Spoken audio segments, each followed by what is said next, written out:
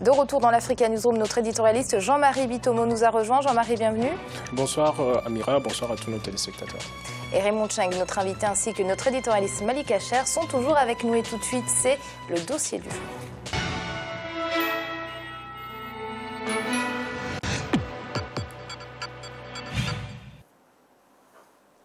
Le café camerounais a connu une baisse de production significative, passant de 156 000 tonnes en 1986 à 18 000 tonnes en 2013. Des performances qui ont fait bien évidemment rétrograder le pays du 8e au 30e rang mondial.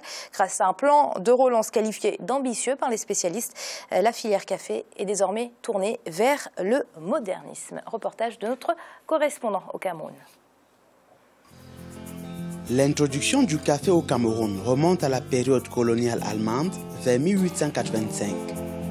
Mais c'est véritablement en 1926 que sa culture va prendre de l'ampleur. Les terres de prédilection du café se trouvent dans les hauts plateaux de l'Ouest, dans le Mungo, mais aussi en zone forestière. Comme pour le cacao, la grande crise économique du milieu des années 80 a eu un impact négatif sur la production du café. Abandon des plantations et fermeture des usines. À titre indicatif, la production nationale est passée de 156 000 tonnes en 1986 à 18 000 tonnes commercialisées en 2013. Depuis quelques années, producteurs et pouvoirs publics camerounais multiplient les stratégies et les initiatives pour donner un nouveau visage à une filière café mal en point selon les experts. Il va mal parce que le café au Cameroun, si on parle en termes de production et d'exportation, nous sommes passés aux meilleures années, dans les années 90, de 156 000 tonnes. Aujourd'hui, on est autour de 30 000 tonnes. Donc la chute est drastique. Je ne vais pas me comparer aux autres. Beaucoup de pays ont connu la même chute, mais nous tardons à relancer notre filière café. Et c'est le travail qui focalise toutes nos énergies actuellement. La région de l'Ouest est le principal bassin de production de café au Cameroun. Les planteurs y sont organisés en coopérative depuis 1958. Avec plus de 100 000 producteurs, la coopérative agricole des planteurs de la MIFI, Kaplami, est l'une des plus importantes. Ici, on pointe du doigt la libéralisation instaurée au début des années 90 pour justifier le mauvais état de la filière café. Depuis la libéralisation, l'État s'est retiré sans qu'une solution soit trouvée par rapport aux problèmes de fourniture d'engrais, par rapport aux problèmes de lutte phytosanitaire et par rapport à la stabilisation des prix même. Car l'ONCPB, en son temps, était donc là un organisme qui était supposé, si les prix baissent, maintenir les prix de manière que les planteurs ne soient pas découragés. Un peu comme on entend partout dans d'autres pays qui font le coton, il y a toujours une intervention quand les prix baissent trop. Pour faire face au manque d'engrais, les producteurs de café ne manquent pas d'imagination. C'est le cas de Jean-Pierre Tagne, qui fabrique du café depuis 1943. C'est le fumier qui me lance aujourd'hui. Sans le fumier, je ne pouvais pas avoir un grain de café maintenant. Et on n'a plus d'engrais. Depuis, ça fait même 3 à 4 ans, on n'a plus d'engrais. Si un plantain n'a pas d'engrais, il ne peut pas avoir un grain de café. C'est ça qui fait pousser les branches de café comme ça. Les engrais. Sans des engrais, un plantain ne pouvait rien avoir. Au Cameroun, la plupart des producteurs attendent beaucoup de l'État pour redonner vie à leurs plantations. Une situation que déplore le Conseil interprofessionnel du cacao et du café, le CICC. L'acteur principal, c'est le producteur. C'est son business. Nous considérons que produire le café, c'est notre business. Ça veut dire que dans un premier temps, nous devons d'abord compter sur nous-mêmes. Ce que les pouvoirs publics peuvent faire, c'est en sus. Donc, je voudrais que ce soit très clair, parce que beaucoup de producteurs ont tendance à tout attendre des pouvoirs publics. C'est une erreur. Et d'ailleurs, les seuls qui évoluent vraiment, ce sont ceux qui essayent de faire tout d'eux-mêmes. Et les appuis qu'apportent les pouvoirs publics sont bienvenus. Depuis 2011, le Cameroun est entré dans une phase de modernisation de son agriculture. Et le 30 septembre 2014, Un plan de relance des filières cacao et café couvrant la période 2015-2020 a été adopté par le gouvernement camerounais. Parmi les points les plus importants de ce plan figure en bonne place l'amélioration des semences. Nous allons améliorer la qualité de la graine et aussi c'est ce qui va nous permettre de gagner un bonus chaque fois qu'on vend 1 kilo de café. Compte tenu de la bonne qualité, le café camerounais va être recherché. Donc c'est des efforts à faire. Ils partent de la ferme certes, les pouvoirs publics sont entrés dans un partenariat avec les producteurs, avec les coopératives. À travers la nouvelle politique agricole du Cameroun, la transformation locale occupe une place de choix. Dans la filière café, elle tourne autour de 5%. Avec l'entrée des multinationales dans ce domaine, aux côtés des nationaux, l'objectif est désormais de créer une véritable industrie de transformation et améliorer la consommation locale qui ne dépasse pas 8 tasses par habitant et par an. Aujourd'hui, nous avons du café camerounais transformé localement et prêt à la consommation. Nous n'avons plus besoin de le faire passer par tous les longs circuits du passé. Donc, il y a beaucoup d'avantages à cela. Le Camerounais consomme camerounais tel que le chef de l'État l'a demandé. Le Cameroun promeut son industrie à partir des produits locaux tels que le chef de l'État l'a demandé. Et nous procurons de l'emploi aux jeunes Camerounais. Selon les acteurs de la filière café au Cameroun, la relance de cette culture est une réalité. Une réalité qui se traduit par une forte demande en formation, un accroissement des besoins en semences et l'entrée des jeunes dans le domaine, ce qui augure des lendemains meilleurs.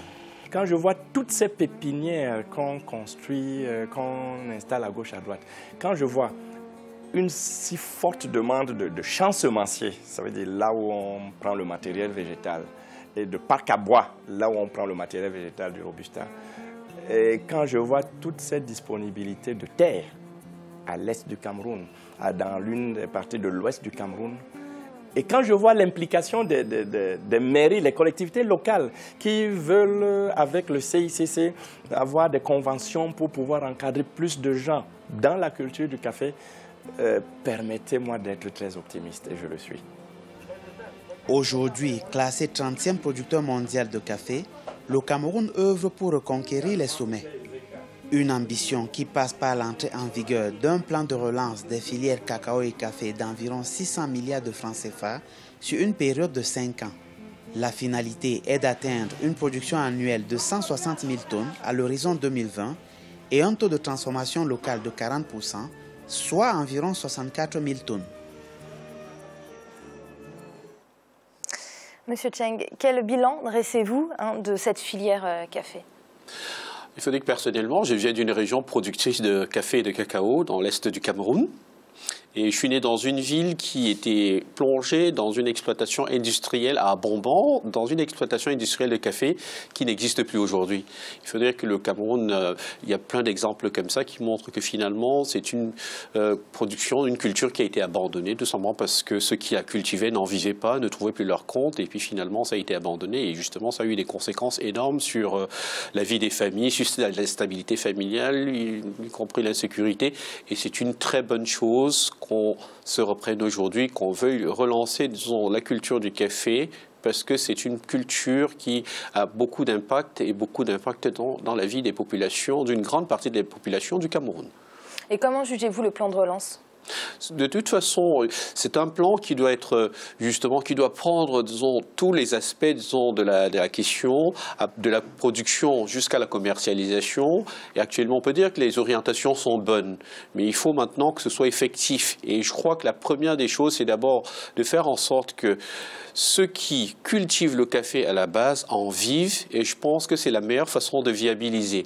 Et puis, il faut aussi comprendre que il y a un marché intérieur énorme et qui est pas exploité du tout. Ce n'est pas, j'ai entendu certains dire que le café, ce n'est pas une consommation quotidienne des Camerounais, mais non, des fois il est inaccessible parce que de toute façon, ça repose sur une agriculture, une économie d'extraction où le café qui sort, disons, des plantations arrive parfois à être expédié en Europe ou dans certaines usines assez lointaines pour être reconsommé sur place en boîte, alors que de toute façon, il n'y a pas besoin. Il faut créer, disons, une filière, disons, de professionnels, disons, du café, de façon à ce que le prix de revient ne soit pas cher, trop cher pour ceux qui le cultivent, qui le consomment, et que ceux qui le cultivent en vivent. Et je crois que de toute façon, c'est une très bonne chose que ce soit relancé, mais il faut tout simplement maintenant voir de façon concrète comment ça va s'appliquer. Alors, Jean-Marie, on parle des contre-performances des années 2000, mais entre 2012 et 2013, la production de café au Cameroun a quand même connu une baisse de 56%. C'est énorme. C'est énorme, Amira. La problématique que tous les États africains ont, une problématique relativement simple, c'est qu'à la base, nous avons des avantages comparatifs, si vous voulez, qui sont bien placés. Et ces avantages comparatifs-là, nous ne savons pas, si vous voulez, les traduire en avantages compétitifs et en avantages concurrentiels sur le marché international. C'est relativement simple. On parle de la filière café au Cameroun aujourd'hui. Le Cameroun était, dans les années 60, premier producteur mondial de café. Dès l'instant qu'on a laissé tomber, si vous voulez, cette filière-là, vous me le disiez la dernière fois, Amira, bon, moi c'est mon credo, si vous voulez, le secteur agricole. Le secteur agricole est essentiel. Dès l'instant que vous le laissez tomber, ça voudrait dire quoi? Ça voudrait dire que vous poussez pratiquement à l'exode rural toutes les populations rurales que vous avez parce que vous ne leur donnez pas un moyen de production qui leur...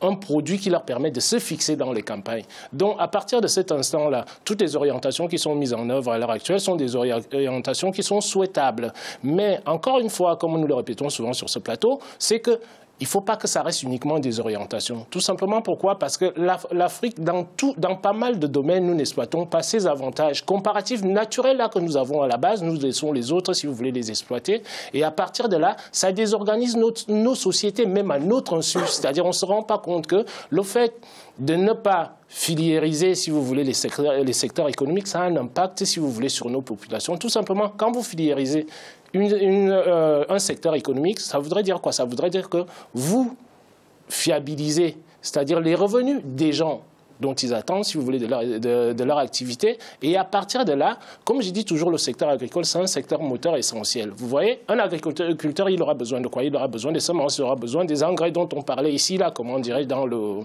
reportage, il aura besoin des tracteurs. Donc, c'est un secteur dont on néglige, comment dirais l'importance par rapport à ce que représentent nos économies africaines. Et à partir de là, j'espère bien que tout ce qui est mis en place sera vraiment appliqué en tant que tel, parce que je dis souvent, c'est-à-dire on a des gisements d'emplois que nous ne savons pas exploiter. Tout simplement, l'agriculture, on en parle, c'est-à-dire ça fait... À longueur de plateau, nous ne faisons qu'insister là-dessus, dans le cadre de la diversification de nos économies, qui sont des économies pétrolières à la base. Il ne faut pas oublier que le café, c'est le second produit, c'est-à-dire consommé au niveau mondial, derrière le pétrole. Donc, ça voudrait dire quoi? Ça voudrait dire que les pays africains, nous qui avions la chance de pouvoir les produire, essayons, si vous voulez, d'intensifier nos avantages comparatifs naturels que nous avons, de pouvoir, si vous voulez, cultiver ce café-là et permettre, si vous voulez, à nos populations de se sédentariser. Éviter que les jeunes aillent en ville, aller remplir les zones urbaines, dans les bidonvilles, dans lesquelles ils sont complètement désœuvrés. Donc, je pense que la politique actuelle qui est mise en place au Cameroun, c'est une très très bonne politique, mais encore faudrait-il vraiment la poursuivre sur le long terme, que ce ne soit pas du saupoudrage. Parce que si on reste dans le cadre du saupoudrage, nous allons revenir, si vous voulez, aux mêmes, c'est-à-dire les mêmes causes produiront les mêmes effets. Donc, Amira, vous me soulignez, vous imaginez 56%, si vous voulez, de pertes. Ça fait autant de recettes d'exportation en moins pour le pays. Bon, tout simplement pourquoi? Parce que les stratégies d'industrialisation agricole qui sont mises en place ne sont pas suivies jusqu'au bout. Ce n'est pas que les gens, c'est-à-dire le problème qui se pose, c'est qu'on ne sait pas se dire que bon, quand on fixe ces objectifs-là, nous devons les continuer sur le long terme. Ça ne doit pas être quelque chose sur le court terme. Dès qu'on, comme nous agissons toujours en Afrique sur le court terme, voilà les conséquences, si vous voulez, bon, on paye ça cash. Alors, Malik, on parle des producteurs qui ont abandonné leur plantation dans les années 90, mais est-ce que l'État non plus n'a-t-il pas abandonné cette filière café? Bien sûr. Il y a eu un sous-investissement dans le secteur. Il y a une modernisation des infrastructures qui doit être faite pour permettre à la filière café de repartir. Vous avez souligné cette baisse dramatique de la production de café durant justement cette période après 86, qui était l'année phare un peu pour le Cameroun. Oui, l'État a un peu abandonné parce que ses préoccupations aussi étaient ailleurs. Hein. Il faut le rappeler. Donc, comme l'a dit Jean-Marie, le secteur agricole en général a de fortes potentialités au Cameroun. Le Cameroun a cette chance d'être dans une situation géographique avec un climat équatorial qui lui permet justement de faire du café un élevage intensif et permettre justement une production importante. Et le Cameroun est un des seuls pays au monde à produire deux espèces, l'arabica et le robusta. Et beaucoup de pays n'ont pas cette chance-là. Donc le Cameroun a justement, et Jean-Marie le soulignait, a cette possibilité de conquérir aussi les marchés européens, américains et asiatiques et sud-américains. Pourquoi pas? Parce que c'est pas parce que le continent sud-américain est un fort producteur, un gros producteur de café que le secteur sud-américain n'est pas à conquérir. Donc le Cameroun peut, grâce à ces atouts-là, conquérir des marchés. Maintenant, il y a cet effort du gouvernement camerounais, il faut le dire, il faut le souligner, de sensibilisation aux jeunes au potentiel agricole du pays et sur la nécessité, justement, et la prise de conscience qu'il faut aussi renouveler toute cette classe d'agriculteurs, et je l'ai souligné la dernière fois, qui est vieillissante. Il faut que les jeunes prennent la relève. Alors, pour permettre à ces jeunes pour attirer ces jeunes, il faut leur dire que vous pouvez gagner votre vie en faisant de la production agricole et notamment dans le café. Il faut leur dire que c'est possible, il faut y mettre les moyens. Donc tout est dans la volonté politique et dans la budgétisation des politiques. Alors, Monsieur Cheng, vous parliez tout à l'heure, vous mettiez en lumière justement cette carence dans l'industrialisation, enfin dans l'industrie de transformation du café. Mais est-ce qu'aujourd'hui le Cameroun a les moyens véritablement de mettre en place cette industrie de transformation? Je pense qu'il s'agit, disons, d'avoir déjà une volonté politique, parce que tout est à la base, disons, dépend de la volonté politique et des moyens qu'on y met. Il faut dire que, notamment, je pense que dans les années phares des années 80, je pense qu'on avait quand même déjà au niveau du cacao, on avait, disons, des usines de transformation qui s'appelaient Chococam ou d'autres, qui transformaient déjà le cacao sur place et qui, parce que les produits étaient très bien consommés, il y a tout simplement à relancer cette machine qui a été un tout petit peu abandonnée. Je pense qu'il y a les moyens, il faut la volonté politique et les moyens justement, et puis la sincérité, disons, dans le discours politique et dans ces engagements-là. Et surtout, moi j'insiste sur le fait que, comme vous l'avez souligné, le marché existe, il y a un marché intérieur qui est totalement inexistant, parce que pour la plupart des touristes qui ont séjourné au Cameroun, des fois, disons, le café, disons, pour l'avoir servi très bien dans les hôtels, c'est pas toujours, disons, ça. Donc il y a ce secteur-là à redynamiser. Je pense que ça fait aussi partie des outils marketing de faire déguster, disons, le café du Cameroun à travers la chaîne hôtelière qui est assez importante, et aussi le grand public. Je pense que le grand public plébiscite le café camerounais, sauf qu'il n'est pas suffisamment disponible et peut-être, disons, aussi à des prix suffisamment accessibles pour tous. Le Cameroun a le potentiel, il faut maintenant la volonté politique qu'on vient de souligner, qui est là, qui se manifeste à travers ce plan, disons, ambitieux. Comme disait Jean-Marie, on attend de voir, il faut que ce soit effectif, que ce soit concret. Je pense qu'il y a une usine, disons, de production, de fabrication, disons, des tracteurs qui a été mise en place, disons, dans le secteur des boulevards. Il y a justement, disons, une grande activité, disons, dans la sélection, disons, des plants à haut rendement qui est effectuée. On ne peut pas dire que le ministère de l'Agriculture est inactif, il est très actif. Maintenant, la question maintenant, c'est celle qui a été posée, disons, au cœur de notre débat. Comment est-ce que c'est reçu? Comment est-ce qu'à la limite, quelle est la réceptivité? Il se trouve que surtout concernant tout particulièrement la filière café, il faudrait que les gens aient été un peu désabusés, ils ont été abandonnés. Le café, le cacao, dans une famille, on va prendre une économie familiale, et il faut bien que ce soit justement dans la politique, soit axé, disons, sur la famille. Le café, le cacao représentaient, disons, des revenus qui couvraient les dépenses importantes, les plus importantes, c'est-à-dire le logement, la scolarité, disons, des enfants, et l'agriculture vivrière. Et là, c'était justement le travail de l'homme. Et la femme s'occupait, disons, de tout ce qui est plutôt vivrier, qui faisait vivre le monde quotidien. Du moment où les gens ne pouvaient plus vivre de la culture du café, qui stabilisait les villages, qui stabilisait les familles, qui stoppait l'exode rural, qui donnait des perspectives à un jeune, eh bien, vous comprenez bien que la société est un peu déstabilisée. Donc c'est plutôt, nous venons de loin, et ce qui est fait maintenant est plus que nécessaire, plus qu'attendu. Et on veut que ça se manifeste, que ça passe dans le concret et très rapidement, et qu'on en trouve les fruits. C'est très attendu. Merci Monsieur Cheng, c'est l'heure de marquer une courte pause. On se retrouve très vite pour la suite de l'Africa News. On a tout de suite.